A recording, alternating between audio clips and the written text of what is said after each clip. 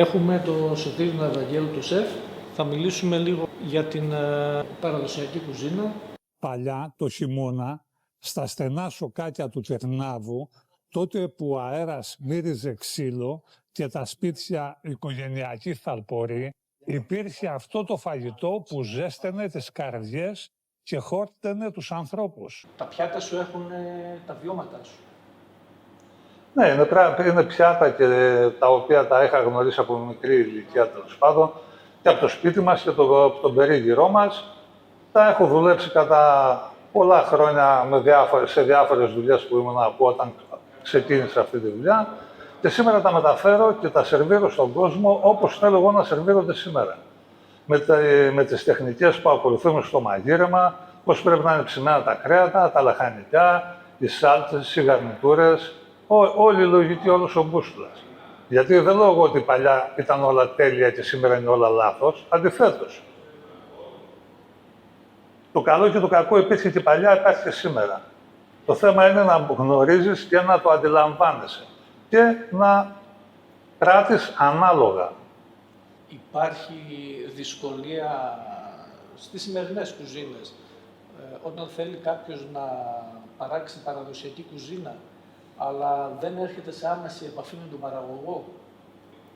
Το να έχεις επαφή με τον άνθρωπο που συνεργάζεσαι καθημερινά είναι κάτι πολύ σημαντικό, γιατί κάθεσαι τον ακούς, του λες τη σκέψη σου, του λες τα θέλω σου, σου μεταφέρει και αυτό στα δικά του, την καθημερινότητά του. Μπορείς να αισθανθείς και να νιώσεις πιο κοντά και καλύτερα στο προϊόν, να αντιληφθείς, να βάλεις μέσα και το συναίσθημα.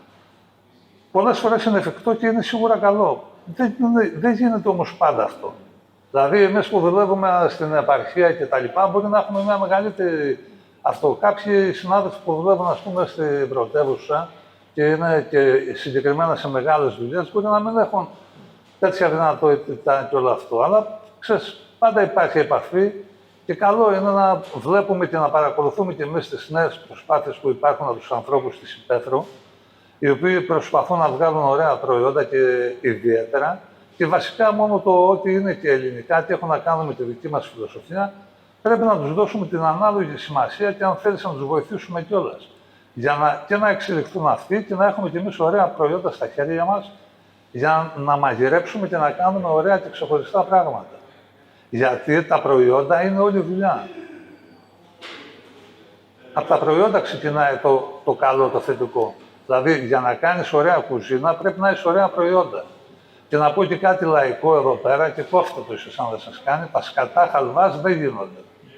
Άρα αυτό είναι και ένας δρόμος, αν το κυνηγήσουμε, να παρουσιάσουμε μια ελληνική κουζίνα προς τα έξω, που ξεφεύγει από αυτή την ταβέρνα για τουρίστες. Σαφέστατα. Σαφέστατα. Η ελληνική κουζίνα είναι τεράστια. Δεν είναι κακός που την ελληνική κουζίνα την έχουν χαρακτηρίσει δυστυχώς κάποια εστιατόρια του εξωτερικού, τέλος πάντων, κάποιες ελληνικές ταβέρνες που έχουν ανοίξει στη Γερμανία εκείνα τα χρόνια κτλ. Και μας έχει χαρακτηρίσει αυτό, δηλαδή το τζαλζίκι, το σουβλάκι, το σαγανάκι. Δεν είναι αυτό η ελληνική κουζίνα, παιδιά. Το ξέρουμε κι εμείς πολύ καλά. Η ελληνική κουζίνα είναι τεράστια. Εμείς είμαστε στον παράδεισο, ζούμε. Είμαστε σε μια χώρα η οποία έχει τις 4 εποχές. Τα προϊόντα τα δικά μας κάνουν στράκο. Η ελληνική κουζίνα είναι η ομπρέλα, αλλά αν πάρεις όλα τα γεωγραφικά διαμερίσματα της χώρας, θα δεις ότι παντού υπάρχουν ιδιαιτερότητες και διαφορές. Δηλαδή, θέλω να πω, είναι τεράστια η κουζίνα μας. Και άμα το βάλουμε σήμερα στη διαδικασία να μαγειρέψουμε αυτά τα ωραία προϊόντα με ωραίες τεχνικές, να τα φέρουμε δηλαδή στα δεδομένα του σήμερα, με ωραία dressing, με ωραίες σάλτσες, ωραία λαχανικά, γαρνιτούρες, να τα ψήνουμε σωστά, όχι λιώμα, όχι φαγητά πατημένα μέσα στα λάδια και όλα αυτά.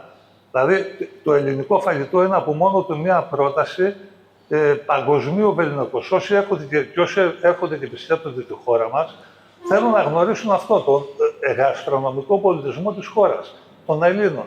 Είναι κρίμα για μας μια τέτοια χώρα που έχουμε όλα αυτά τα καλούδια, να μην μπορούμε να τα εκφράσουμε και να τα δώσουμε στον κόσμο να τα δει, να τα χαρεί και να τα απολαύσει.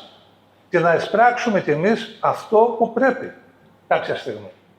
Δηλαδή δεν μπορεί αυτά τα πράγματα, γιατί τα έχουν κάνει οι Ιταλοί, ας πούμε.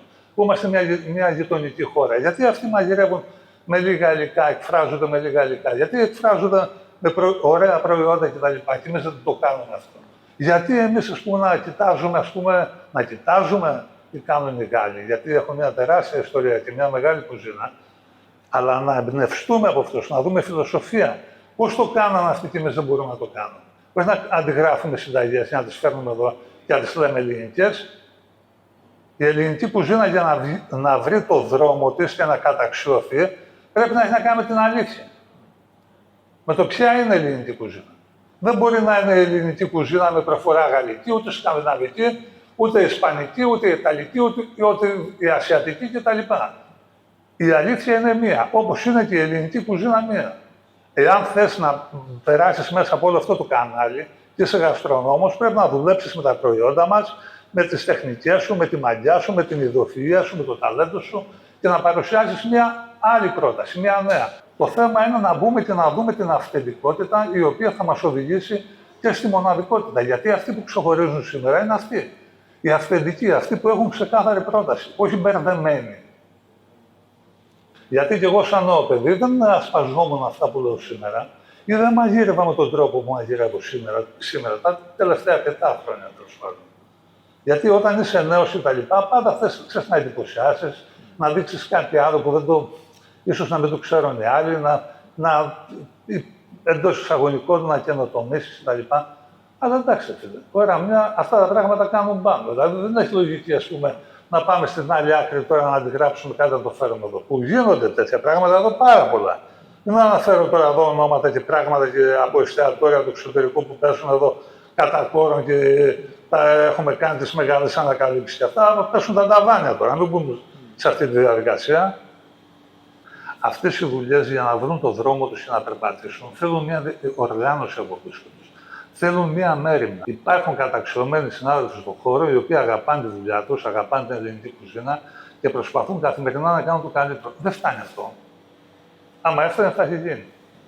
Πρέπει να υπάρξει φορέας, κρατική μέριμνα να βάλει τα πράγματα σε μια σειρά. Για να σου πω και κάτι, μόνο που δεν υπάρχει καταγεγραμμένη ελληνική κουζίνα, τι να πούμε άλλο, τι κανόνες να βάλω στους εστιατόρες. Αλλά και οι εστιατόρες τι θέλουν να πουλήσουν. Αυτοί οι άνθρωποι που έρχονται να επισκεφτούν εδώ αυτή τη χώρα, τι θέλουν να γνωρίσουν.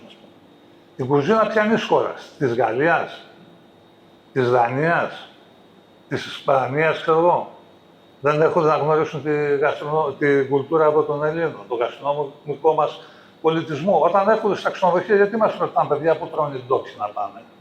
Γιατί εσείς εδώ, ωραία, τα φιλέτα σας και τα λοιπά και τα λοιπά, αλλά εμείς θέλουμε να δούμε και την αυθεντικότητα, αυτό που τρώει ο κόσμος, ο λαϊκός, που ζει εδώ σε αυτή τη χώρα. Και επομένως οι εστιατόρες ας καταλάβουν ποιο είναι το ζητούμενο και ας κινηθούν ανάλογα. Αυτά είναι τα εύκολα πράγματα που εμείς δυστυχώς είναι αυτό που είπες για την απλότητα στο πώς μαγειρεύουμε. Μα όλα απλότητα είναι. Άμα είσαι στο καθαρό μυαλό και την καθαρή εικόνα και βλέπεις ποιο είναι το ζητούμενο, πράττεις ανάλογα. Άμα θες τώρα εσύ να τα περιμπλέξεις με το μυαλό σου και να προσπαθήσεις να κάνεις κάτι άλλο, κάνε κάτι άλλο. Μα αυτό δεν γίνεται κατά κόρο.